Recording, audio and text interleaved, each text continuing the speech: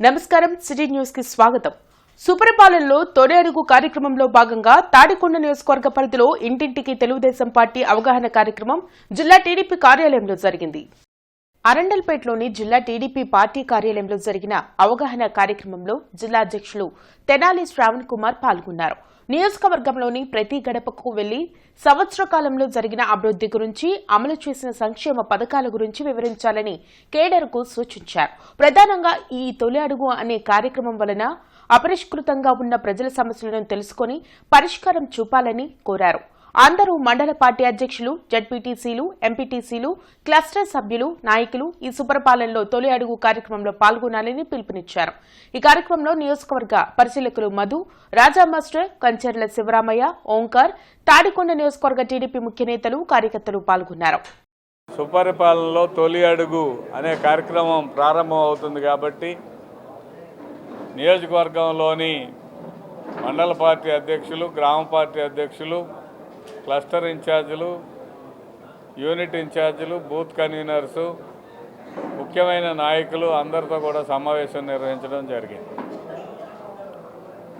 ఈ కూటమి ప్రభుత్వం అధికారానికి వచ్చి సంవత్సరమైన సందర్భంగా గౌరవ ముఖ్యమంత్రి వర్యులు నారా చంద్రబాబు నాయుడు గారు ఇంటింటికి ఈ ఒక్క సంవత్సరంలో జరిగిన అభివృద్ధి కార్యక్రమాలు, సంక్షేమ కార్యక్రమాలని ప్రజల్లోకి తీసుకెళ్లాలనే ఒక సత్సంకల్పంతో ఈ కార్యక్రమానికి రూపకల్పన చేయడం జరిగింది. అందుకోసమే ప్రణాళికలో భాగంగా ఈరోజు ఈ సమావేశం ఏర్పాటు చేయడం జరిగింది. పరిపాలనలో తొలి అడుగు కార్యక్రమానికి భాగంగా ఈరోజు తాడికొండ నియోజకవర్గంలో మొదలవుతుంది. అందుకు అనుగుణంగా ఈరోజు కార్యక్రమం మీటింగ్ పెట్టుకొని ఆ మీటింగ్లో క్యాడర్కి నిర్దేశించి చేశాము. అలాగే మేము కూడా పాల్గొని ఈ కార్యక్రమాన్ని దిగ్విజయంగా చేసి ఏమన్నా చిన్న చిన్న లోపాలు ఉన్నా కూడా ఈ డోర్ టు డోర్ క్యాంపెయిన్ వెళ్ళినప్పుడు నోట్ చేసుకొని ప్రభుత్వాన్ని వారికి తెలియజేసి అది పరిష్కరించే దిశగా ప్రయత్నం చేస్తాం. శంకర్ విలాస్ బ్రిడ్జ్ పై వాహనదారులు ట్రాఫిక్ కష్టాలను ఎదుర్కొంటున్నారు. శంకర్ విలాస్ బ్రిడ్జ్ నిర్మాణ పనులు మొదలు పెట్టడంతో ప్రజలకు ట్రాఫిక్ కష్టాలు మొదలయ్యాయి. శంకర్ విలాస్ బ్రిడ్జ్ దాటాలంటే వాహనదారులకు సుమారు అరగంట పడుతుంది. దీంతో విద్యార్థులు, ఉద్యోగులు సకాలంలో వెళ్లలేక హైరాణ పడుతున్నారు. ట్రాఫిక్ పోలీసులు తాలూకా వైపుకు వచ్చే వాహనాలను బ్రాడిపేట 3వ లైన్కు మళ్లించారు.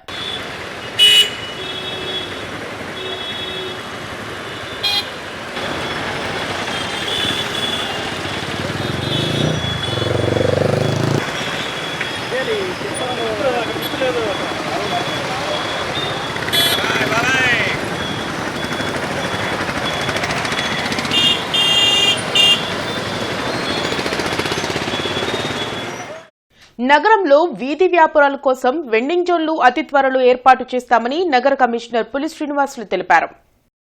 నగరంలో వెండింగ్ జోన్ల ఏర్పాటుకు వెండింగ్ జోన్ల కమిటీ సభ్యులతో కలిసి నగరంలోని పలు ప్రాంతాలను ఆయన పరిశీలించారు. ఈ సందర్భంగా కమిషనర్ మాట్లాడుతూ నగరంలో వీధి వ్యాపారులు గుర్తింపు ప్రక్రియ పూర్తి కావచ్చిందని, త్వరలోనే గుర్తించిన వీధి వ్యాపారులకు గుర్తింపు కార్డులు జారీ చేసి వెండింగ్ జోన్లలో స్థలాలను కేటాయిస్తామన్నారు.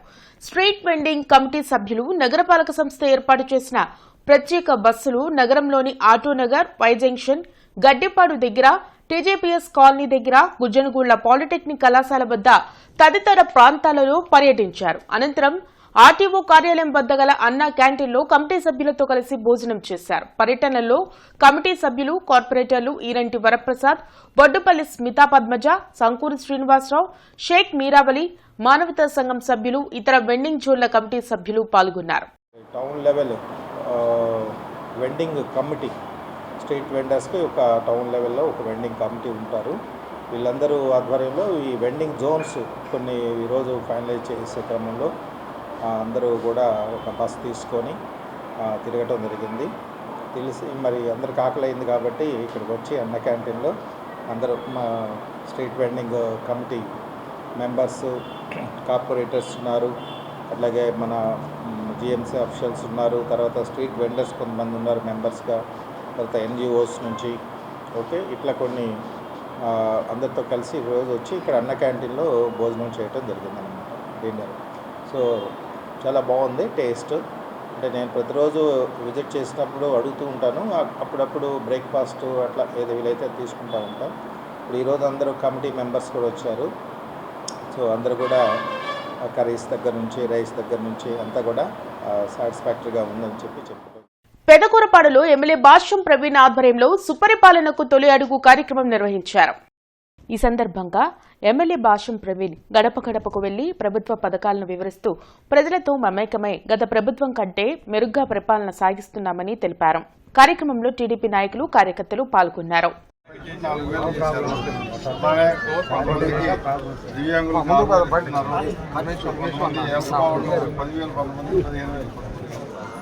అలానే యువతకు ఉద్యోగాలు డిఎస్సి మెగా డిఎస్సి పెట్టారు. రాబోయే రోజుల్లో ఉద్యోగాలు కూడా వస్తాయి. ఇంకా మహిళలకు ఉచిత బస్సు ప్రయాణం అనేది అభివృద్ధి అది అన్నా క్యాంటీన్లు పెట్టారు. మన కాన్స్టిట్యూన్సీలో అమరావతిలో ఇక్కడ పెదకూరపాడులో కూడా అడుగుదాం. రాబోయే రోజుల్లో ఇక్కడ కూడా అడుగుదాం. ఆంధ్రప్రదేశ్లోని నిర్మాణంలో ఉన్న పలు నీటిపారుదల ప్రాజెక్టులను పూర్తి చేయకుండానే మరో భారీ ప్రాజెక్టును 82,000 కోట్లతో నిర్మించి తలపెట్టడం అర్ధరహితమని పర్యావరణవేత్త ప్రొఫెసర్ కె బయ్యపురెడ్డి పేర్కొన్నారు. గుంటూరులోని జనచైతన్య వేదిక హాల్లో బనకచెర్ల ప్రాజెక్టుపై జరిగిన మీడియా సమావేశంలో ఆయన మాట్లాడారు. కేంద్ర అటవీ పర్యావరణ నిపుణుల కమిటీ బనకచెర్ల ప్రాజెక్టును తిరస్కరించింది. ఆ ప్రతిపాదనను వెనక్కి పంపిన తర్వాతనైనా రాష్ట్ర ప్రభుత్వం ప్రాజెక్టుకు స్వస్తి పలకాలని కోరారు. ఆర్థిక, సాంకేతిక, సామాజిక, పర్యావరణపరమైన అంశాలను పరిగణలోకి తీసుకోకుండా నీటిపారుదల నిపుణులతో సంప్రదించకుండా హడావిడిగా ప్రతిపాదనలు రూపొందించి కేంద్రానికి పంపడం అవివేకమన్నారు. అప్పుల పాలైన రాష్ట్రంలో ఈ ప్రాజెక్టు పూర్తి చేయడానికి 50 ఏళ్లు పడుతుందని, అంచనా వ్యయం అప్పటికి 8 లక్షల కోట్లుగా పైగా చేరినా ఆశ్చర్యపడనక్కర్లేదన్నారు. తొందరపడి చేసి రాజకీయ ఉద్దేశంతో చేయాల్సిన ప్రాజెక్టు కాదు. ఇప్పుడు నేను చెప్పడం కాదు, మొన్న మేలో, ఈ సంవత్సరం మేలో ఈ పెద్ద పెద్ద ఇంజనీర్స్, ఇరిగేషన్ ఇంజనీర్స్ అంతా రిటైర్డ్ ఇంజనీర్స్, లక్ష్మీనారాయణ గారు, తర్వాత మన AB Venkateswara Rao retired IAS officer, వీళ్ళందరూ విజయవాడలో మీట్ అయ్యి అసలు ఈ ప్రాజెక్టు కడితే ఆంధ్ర సర్వనాశనం అయిపోతుంది, చాలా ప్రళయం వస్తుంది, ఈ ప్రాజెక్టును ఎటువంటి పరిస్థితుల్లో కట్టొద్దని వీళ్ళందరూ చెప్పారు. వీళ్ళంతా వైఎస్ఆర్ కాంగ్రెస్ వాళ్ళు లేకపోతే చంద్రబాబు నాయుడుకు వ్యతిరేకంగా ఉన్నవాళ్ళు కాదు. వీళ్ళందరూ ఏంటంటే సామాజిక పరంగా, ఆర్థిక పరంగా అవసరమా లేదనేది ఆలోచన. ఇప్పటికే ఆంధ్రప్రదేశ్ అప్పుల ఆంధ్రప్రదేశ్గా మారింది. 10 లక్షల కోట్ల పైగా అప్పుల్లో గతంలో ఉంటే ఇప్పుడు మరొక 1,60,000 కోట్ల రూపాయలు అదనంగా అప్పులు చేసే పరిస్థితి ఏర్పడింది.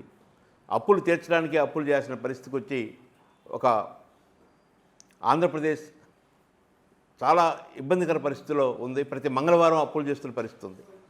ఈ నేపథ్యంలో 20,000 నుంచి 25,000 కోట్ల రూపాయలు ఖర్చు పెడితే ఆంధ్రప్రదేశ్లో నిర్మాణంలో ఉన్న ప్రతి ప్రాజెక్టు పూర్తవుతుంది. ఆ పని చేయకుండా కొత్తగా ప్రాజెక్టు నిర్మించడం ఉద్దేశం ఏంటో అర్థం కావటం లేదు. బనకచెర్ల ప్రాజెక్టు మనకు ఒక పెద్ద గుదిబండగా మారబోతుంది. ఇది మరో కాళేశ్వరంగా మారబోతుంది.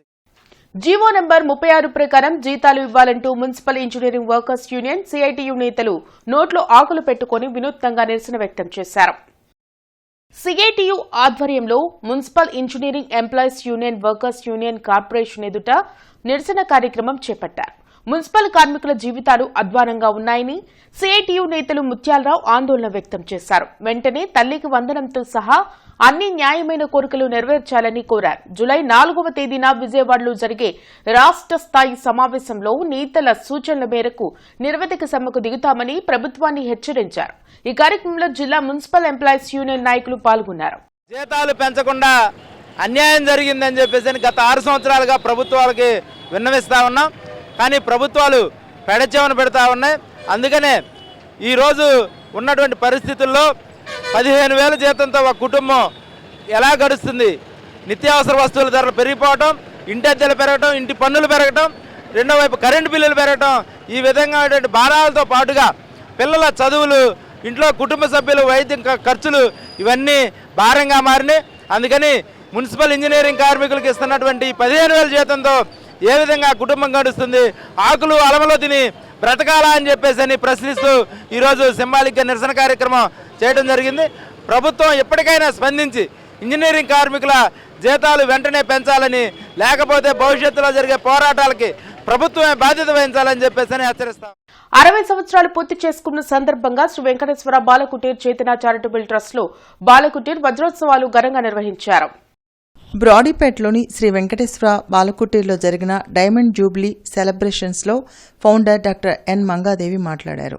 1965లో ఒక్క పాపతో మొదలై ఈరోజు 5,000 మంది పిల్లలు, 300 మంది అధ్యాపకులతో ఈ శ్రీ వెంకటేశ్వర బాలకుటీర్ నడుస్తుందని తెలిపారు.